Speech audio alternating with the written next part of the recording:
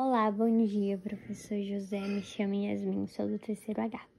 Eu vim falar sobre as proteínas, algumas funções e a relação dela com a alimentação. As proteínas, elas são macromoléculas, são muito essenciais para a vida e são compostas por aminoácidos. Tem 3 tipos de proteínas. Tem a proteína simples, que é formada apenas por aminoácidos, as proteínas conjugadas, que elas sofrem hidrólise e elas liberam aminoácido em um radical. Esse radical é denominado de um grupo prostético. E tem as proteínas derivadas, que elas não são encontradas na natureza, mas elas são obtidas pela degradação por meio de ações de ácidos ou enzimas. As funções das proteínas. A estrutura corporal. As proteínas participam da formação de músculo, peles, unhas e cabelos. A função enzimática significa que atuam com enzimas que aceleram as reações químicas vitais.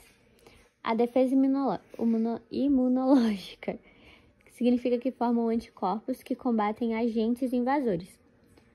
Transporte. Elas são como hemoglobinas que carregam oxigênio no sangue. Regulação hormonal. Elas são como insulina que regula os níveis de glicose. Energética. Caso haja escassez de carboidrato, as proteínas elas podem ser usadas como uma fonte de energia também.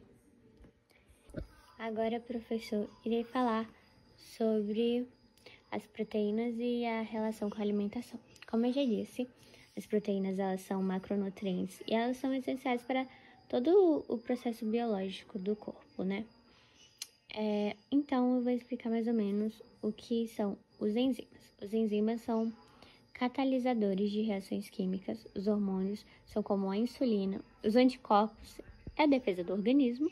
Os componentes estruturais são como colágeno e queratina. O que tem a ver as proteínas em relação à alimentação? As proteínas, elas são uma fonte de energia, né? E está presente em muitos alimentos de origem animal e vegetal. Eu coloquei com alguns exemplos de origem animal, como carne, peixe, ovo, de origem vegetal. Feijão, lentilha, grão de bico e etc. Quais são as funções da proteína na alimentação? O crescimento e desenvolvimento, que é fundamental na infância, na adolescência, na gravidez. A manutenção muscular, que é essencial para os atletas, idosos e pessoas em reabilitação. O sistema imunológico, como eu já tinha dito, que é como defesa, né? Que traz anticorpos que ajudam na defesa contra doenças.